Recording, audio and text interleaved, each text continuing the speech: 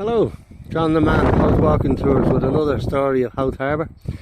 The harbour itself was first built some about 1500 years ago for a fishing port, but this was constructed, the area we see today, in 1807 by a man called John Rennie. John Rennie was said to have built the East Pier, as I showed you in a previous video, and he built it way too narrow, and halfway through the building it collapsed, and then he thought they were building it in the wrong direction, so they decided to build what you see across the way here, across from the yacht club. We're looking across above the yacht club at the moment, which is here since 1984, but right down to the end was the old yacht club, and the old yacht club opened in 1895.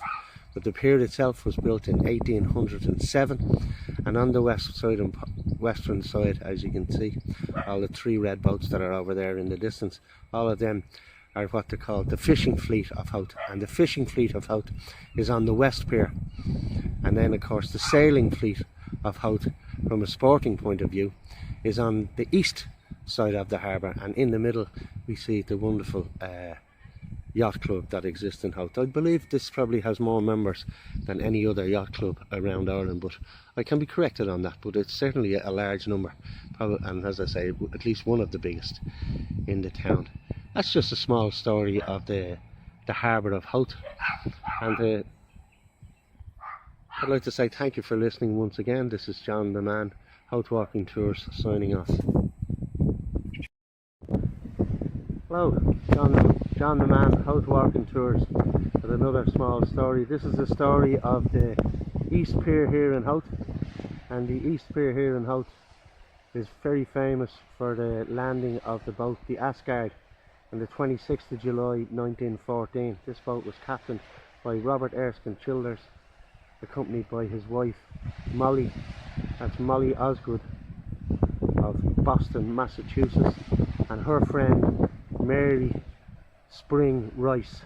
And she had an association or a link through her mother's background was in Plunkett and associated with the Guinness family, but the Plunkett name goes back way back in Irish history. Anyway, the Captain Robert Erskine Childers has been influenced and took part with the Irish Volunteers in 1914 when he agreed to take his boat out and collect 900 Mauser rifles and 20,000 rounds of ammunition, and they sailed them into Howth on the date that I mentioned earlier, the 26th of July 1914. There was the best part of 150 to 200 men who were ordered to be on the side by the volunteers and to take those weapons in.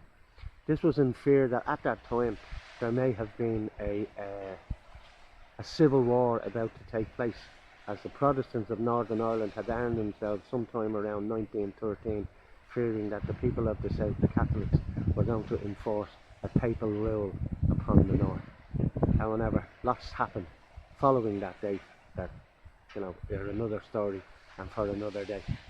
But for today, I'd like to say thanks for listening. This is John the Man, Howth Walking Tours, signing off. Thank you once again.